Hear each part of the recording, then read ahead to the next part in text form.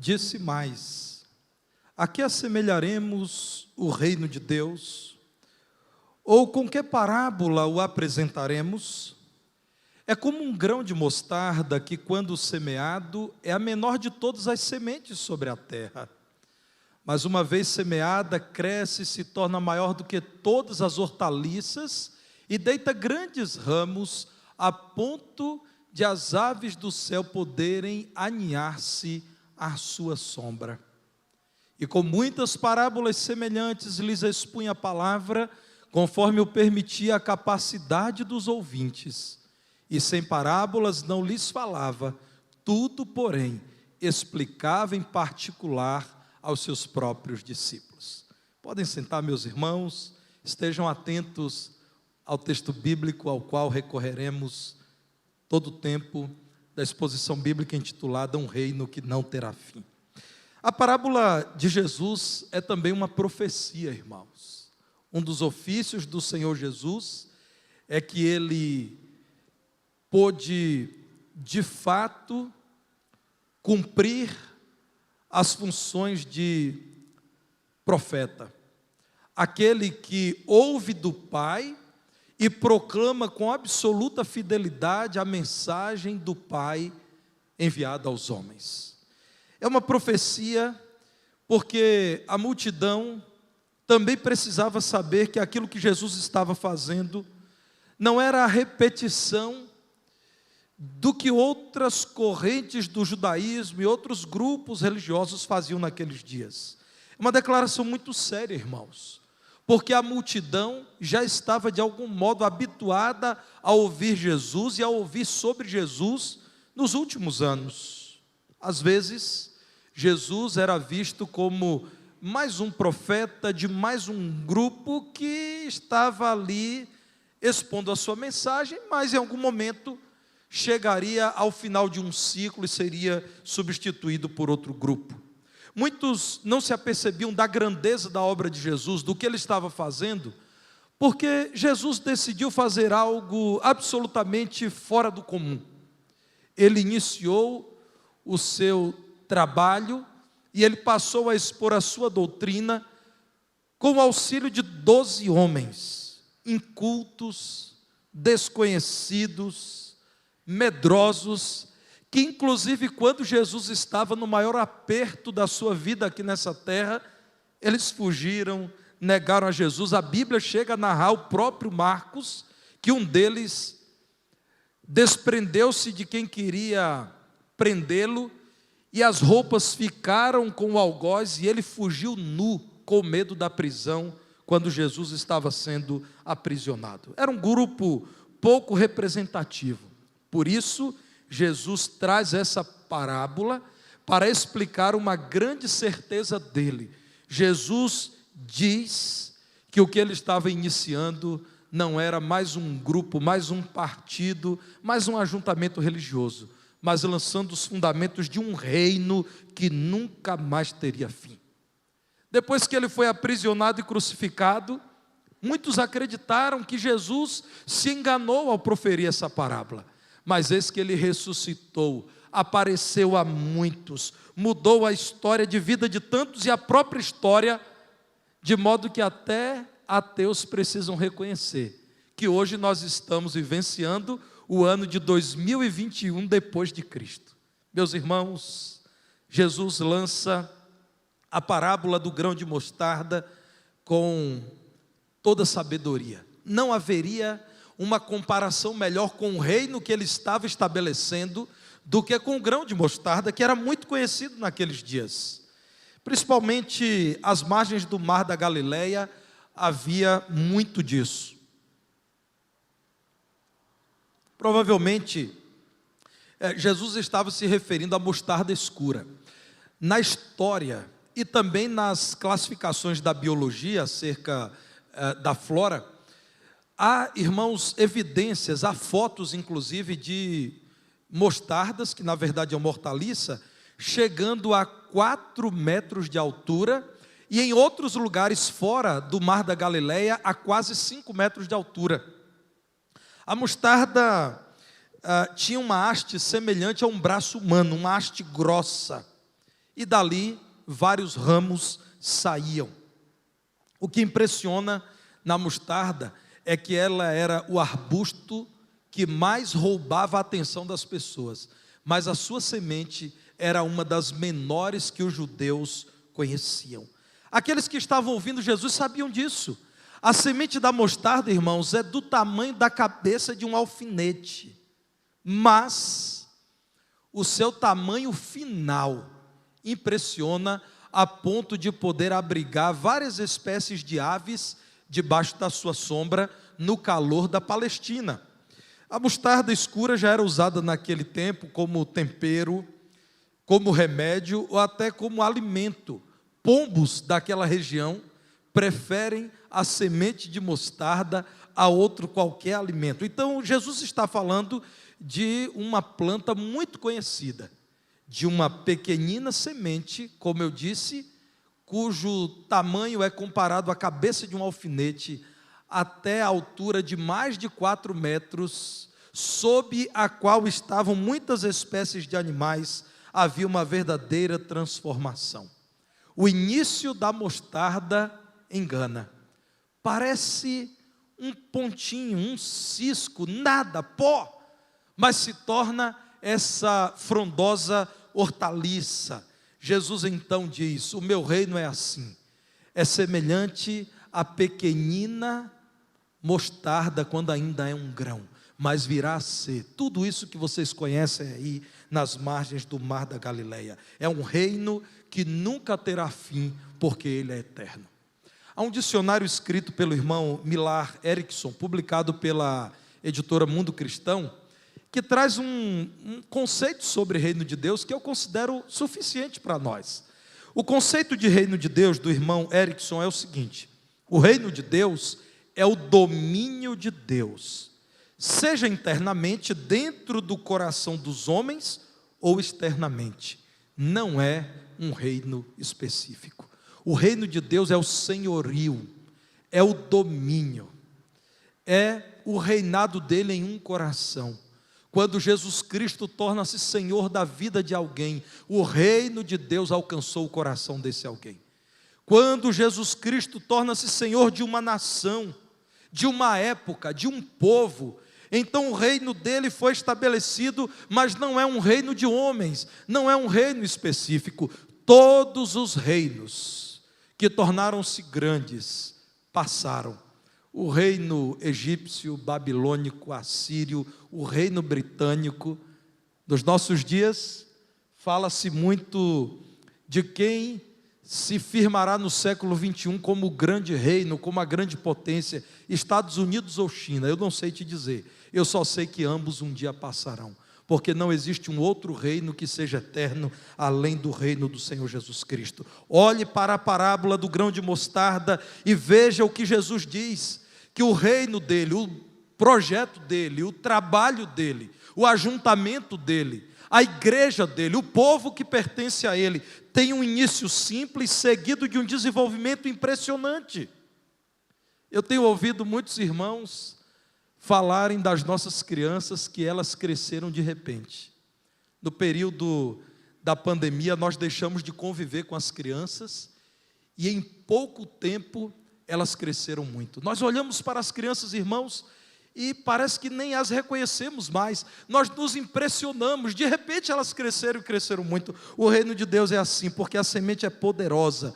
No início, um pequeno grupo lá na Judeia, um grupo perseguido, um grupo combatido, parecia que não prosperaria, mas olhe hoje o reino de Deus, o evangelho avançando sobre a terra. O desenvolvimento dessa semente é certo. Vejam o que tem acontecido no coração daqueles que foram alcançados por Cristo e santificados pelo seu Espírito.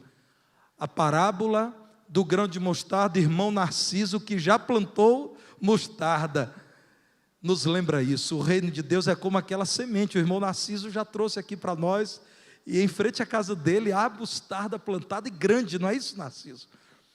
O reino de Deus é assim, meu irmão. Aquela sementinha, o irmão Narciso, quando eu visitei na casa dele, ele me deu uma quantidade boa de grãos de mostarda, de sementes de mostarda. Irmãos, parecem realmente pó. Sabe, pimenta do reino, quando ela é desidratada e ela se torna um pozinho, parece aquilo. Mas você pode passar lá em frente à casa do nosso irmão Narciso, que muitos conhecem como índio, mas não é uma oca não, é uma casa mesmo, e os irmãos verão lá aquela árvore frondosa. Irmãos, o reino de Deus é assim, um início simples, que muitos ouvintes de Jesus não poderiam imaginar, seguido de um desenvolvimento impressionante. A semente que é o reino de Deus, que é o trabalho de Deus, é poderosa porque Deus é poderoso. Jesus está dizendo mais, Jesus está dizendo que o início do trabalho dele se deu entre os judeus. Ele veio ao mundo na condição de um judeu, cumprindo a profecia. Entre os seus, Jesus começou a pregar o evangelho do reino, o evangelho do reino que está descrito em Marcos capítulo 1, versos 14 e 15, mas Jesus não quis que essa pregação ficasse apenas à disposição dos judeus. Depois de João ter sido preso, João Batista, foi Jesus para a Galileia pregando o evangelho de Deus, a notícia, a mensagem, a verdade de Deus, a pregação de Deus, dizendo qual era a pregação de Jesus: o tempo está cumprido, chegou o tempo em que Deus se fez carne e está habitando entre nós. O reino de Deus está mais próximo do que em qualquer outra época, muito mais próximo de vocês do que nos dias de Davi e de Salomão. Então arrependei-vos e crede no Evangelho. Arrependei-vos e crede no Evangelho. O início entre os judeus deveria ser seguido por uma expansão em toda a terra, porque Deus tem um povo para Ele entre todas as nações. No livro do Apocalipse, ao falar dos redimidos, dos salvos diante do Senhor, o adorando, Apocalipse 5, versículos 9 e 10, nos falam do louvor de povos, línguas, nações diante do Senhor, e diz assim: entoavam um novo cântico dizendo: digno és, Senhor, de tomar o livro e de abrir-lhe os selos, porque foste morto e com teu sangue compraste para Deus os que procedem de toda tribo, língua, povo e nação, e para o nosso Deus os constituíste reino e sacerdotes, e reinarão sobre a terra. Então, de um início entre os judeus, o evangelho tem expandido por toda a terra, e diz a palavra de Deus que o Senhor tem gente dentre todos os povos, pessoas de diferentes línguas, tribos e nações, que reinarão com Cristo sobre a terra, porque Cristo é Senhor sobre a terra, e reinarão eternamente com Ele sobre os céus dos céus.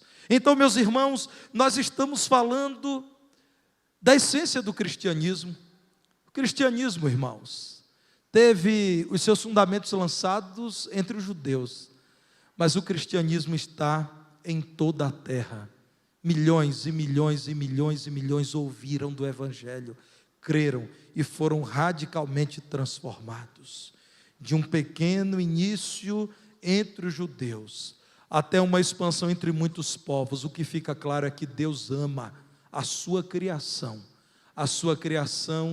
que está sendo vista nessa diversidade de línguas, de culturas e de nações.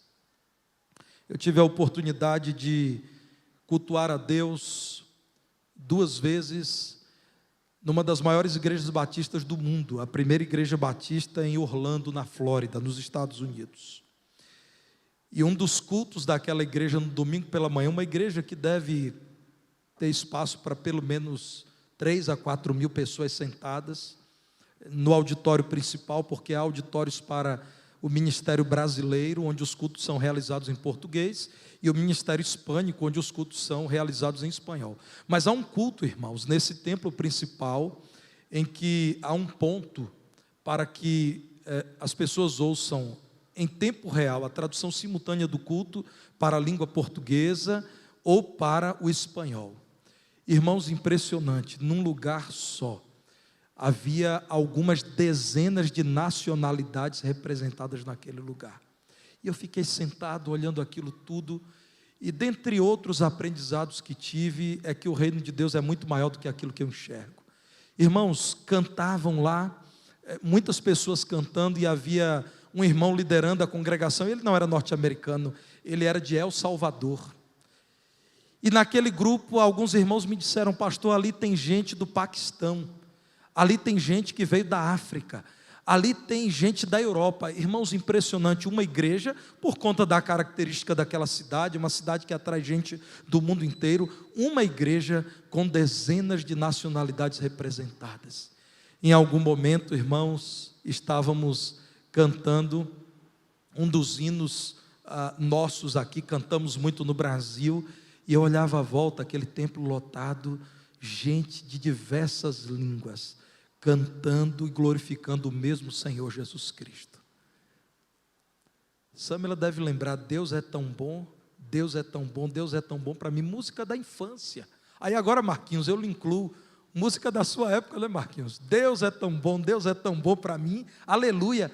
De repente a igreja começou a cantar, irmãos, havia gente, talvez de todos os continentes naquela manhã, dizendo: Deus é tão bom para mim, Cristo é real, aleluia.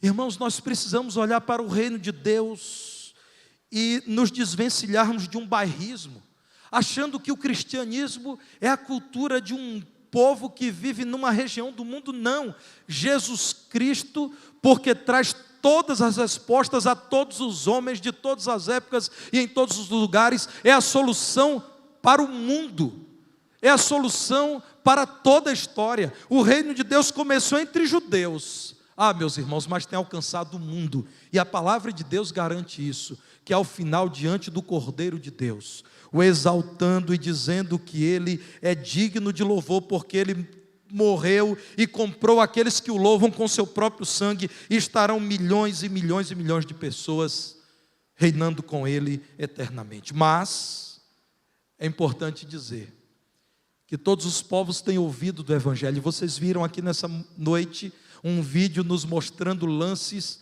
do trabalho de vários missionários dessa igreja em diferentes países, porque todos esses povos um dia serão julgados pelo Senhor. A palavra de Deus tem sido semeada, a semente que é o reino de Deus tem sido espalhada. Nós cooperamos para que missionários estejam em dezenas de países do mundo agora pregando Cristo, porque também um dia o Senhor perguntará a esses povos o que eles fizeram com essa semente. Destruíram a semente, desprezaram a semente, ou se alegraram ao contribuírem para que a semente fosse fortalecida, regada, nutrida, e se desenvolvesse de tal modo que se tornasse frondosa. Uma das manifestações visíveis do reino de Deus é a igreja local.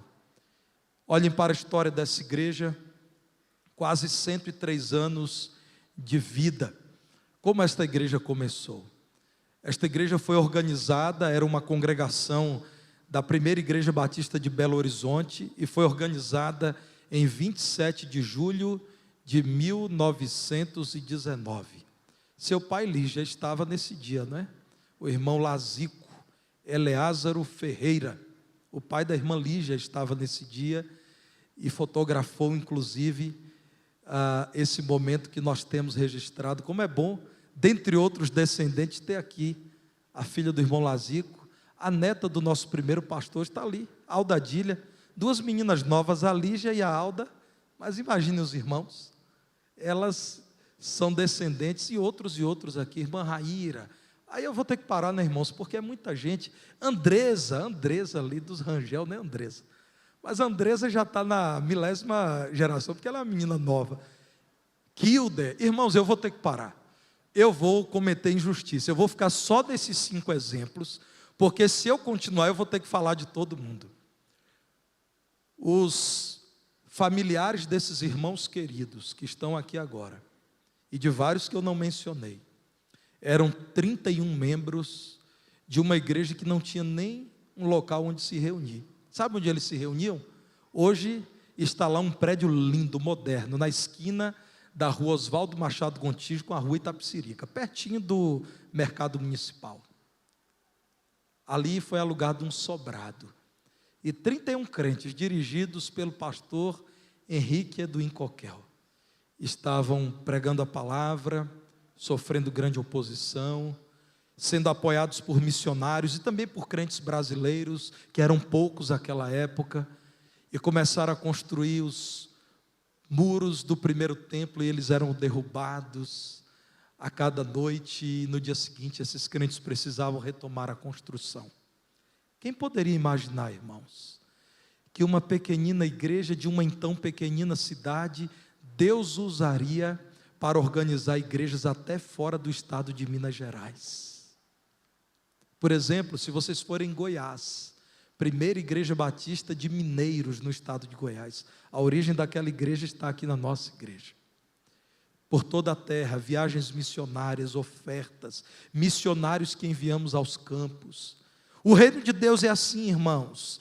Quem viu aquele pequenino povo parecendo não ter futuro em 1919, num sobrado aqui em Divinópolis, se não temia a Deus, não poderia acreditar que se tornaria uma igreja forte, que chegaria ao seu centenário como uma igreja cheia de motivos para render graças a Deus. O reino de Deus é assim. Meus irmãos, Jesus está dizendo com a parábola que o início marcado por rejeição é seguido por continuidade marcada por muitas conversões. Olhem para a parábola, e há uma nota de Marcos muito interessante, quando ele diz no versículo 32, que quando essa semente cresce e se torna maior do que todas as outras hortaliças, ela deita ramos, a ponto de as aves do céu poderem aninhar-se à sua sombra. As aves do céu descem e dizem: nós queremos essa sombra, nós desejamos, nós precisamos desta sombra. Em algum momento, as aves não buscaram a mostarda, mas a mostarda cresceu, e então ali sob as folhagens da mostarda, muitas espécies de ave se colocaram. Os homens muitas vezes rejeitam o reino de Deus, irmãos, porque estão distraídos com os reinos desse mundo, especialmente com o reino das trevas. Não são humildes para reconhecerem as contradições dos reinos aos quais se submetem. Cultura, filosofia, religiosidade, política. Mas a palavra de Deus diz que a necessidade do homem pelo evangelho é imensa. A palavra de Deus diz que o homem tem sede de Deus. A palavra de Deus diz que a menos que o homem creia em Cristo, ele nunca estará satisfeito. Então chega o momento em que o reino de Deus, irmãos, alcança vidas que convertidas se rendem dizendo: é desse reino que preciso, é da paz de um Cristo que pagou por meus pecados e agora me deixa ter relacionamento com o Pai, é da liberdade de um Cristo que venceu e me tornou herdeiro da vitória dele, me fazendo vencer o diabo e as hostes infernais que eu preciso. É do evangelho que me dá vida abundante, num tempo de tantas tristezas e num mundo que está se desintegrando, que eu preciso. Em algum momento, irmãos, o homem precisa fazer como as aves do céu, ao ver a grandeza do reino de Deus, as vidas convertidas, o impacto do evangelho, a transformação até de culturas para melhor, precisa então o homem voltar-se para Deus. Nero, uma das figuras mais abjetas da história, quando o imperador de Roma, ele zombou de tal modo do cristianismo, que ele colocou o nome em um cachorro dele de Cristo, e ele maltratava aquele cachorro e batia nele, e às vezes machucava, e expulsava e deixava passar fome, e chamava de Cristo, e zombava de Jesus Cristo, chamando aquele cachorro maltratado, sujo, doente, fraco, de Cristo. O que sobrou de Nero, irmãos? E quem é Cristo hoje? Nero é lembrado como um desequilibrado, mentiroso, imoral, figura que foi odiada por quem conviveu com ele. Nero passou para a história no mínimo como um louco, mas ele foi muito mais do que um louco, foi um insano, um homem mau, cruel, de quem ninguém tem saudade. Cristo de quem Nero zombou, tornou-se o Senhor da história. O reino de Nero passou, O Império Romano caiu, entrou em crise, em frangalhos, mas a igreja de Jesus Cristo, o reino dele, triunfante, continua em sua caminhada. O reino de Deus não se abalou. A rejeição do início tem sido seguida pelas conversões, e eis-nos aqui hoje, brasileiros do século 21, nessa noite cantando: quão grande é o meu Deus, cantarei quão grande é o meu Deus. Eis-nos aqui, crentes do século 21, dizendo que nós adoramos o santo nome de Jesus. Cantaremos daqui a pouco o hino que diz: vencendo vem Jesus. E Nero passou, meus irmãos. Você sabe por que o reino de Jesus teve início, como todos os grandes reinos, mas nunca terá fim? Porque só o reino dele é o reino de Deus. É um reino eterno, porque é o reino do Deus eterno. Teve início como todos os reinos. Ele, no tempo adequado, que a Bíblia chama, como lemos aqui nessa noite, no tempo cumprido, na plenitude dos tempos, o Senhor veio. Esse é o início do reino, mas o reino não terá fim. O reino de Deus, implantado pelo Senhor Jesus Cristo e ofertado aos homens, não terá fim. Meus irmãos, isso é encorajamento para os crentes. Quando estamos diante das lutas, quando a igreja é perseguida como tem sido, quando o cristianismo é ridicularizado como tem sido, às vezes até com a contribuição de gente que se identifica como cristão, verdade seja dita. Nessas horas, nós precisamos olhar para a palavra de Deus e ter convicção. A semente de mostarda há de se tornar a maior de todas as hortaliças. Louvado e exaltado seja o nome de Jesus.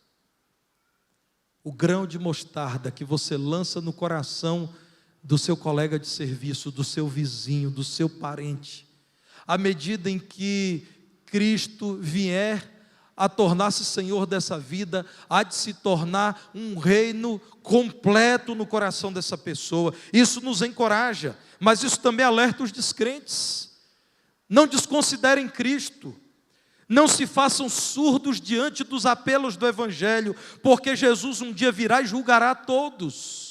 Porque Jesus um dia virá e perguntará a quem está aqui nessa noite o que fez com a mensagem do Evangelho que está ouvindo, que tem sido cantada, que tem sido pregada. Um dia, Deus que não é inconsequente, Deus que não brinca com você, que não faz nada sem propósito, te perguntará o que você fez com a pura mensagem da palavra de Deus que você está ouvindo nessa noite. Daniel capítulo 2, no versículo 44, ao mostrar a interpretação que Deus deu a Daniel para o sonho do rei Nabucodonosor da Babilônia, diz algo muito intrigante, irmãos. Daniel diz assim: nos dias destes reis, o Deus do céu suscitará um reino que não será jamais destruído. Este reino não passará a outro povo, esmiuçará e consumirá todos estes reinos, mas ele mesmo subsistirá para sempre. De qual reino Daniel está falando? Daniel está diante de um poderoso do seu tempo, o poderoso rei da poderosa Babilônia, que havia inclusive sitiado Jerusalém, a potência militar, econômica e comercial dos dias de Daniel. E Daniel fala da sucessão de grandes reinos na história, mas em algum momento ele diz: ó rei, saiba que virá um reino que, ao contrário de todos os outros grandes reinos que eu já mencionei, por meio de figuras que você viu no seu sonho, haverá um reino que nunca será destruído, um reino que nunca passará. Esse reino subsistirá para sempre. De quem Daniel está falando, irmãos? Só pode ser do reino do Senhor Jesus Cristo. Eu espero que você que me ouve nessa noite, lembre-se que a cruz, que deveria ser o fim desse reino, tornou-se a confirmação da grandeza desse reino. Jesus, sendo santo, ofereceu-se em sacrifício por pecadores, atendendo à lei de Deus que diz que sem derramamento de sangue não há remissão de pecados. A lei de um Deus santo que diz que o pecado custa a vida, o salário do pecado é a morte, mas o dom gratuito de Deus é a vida eterna por Cristo Jesus nosso Senhor. Jesus, cumprindo toda a santa lei de Deus, ofereceu-se como pagamento por todos os que creem nele. E os que creem nele viverão na presença dele nesse mundo, mas eternamente nos céus. Você, porque creu em Jesus, já é parte desse grande reino que não terá fim, ou você ainda está apegado aos reinos desse mundo que todos, um a um, ou já tiveram fim, ou terão fim em breve. Que Deus te ajude a cantar nessa noite com convicção, com alegria, com fé, com certeza. Vencendo, vem Jesus. Vamos ficar em pé, irmãos. Vamos cantar esse hino. Vencendo, vem Jesus. O reino de Jesus é um reino que nunca, nunca, nunca terá fim.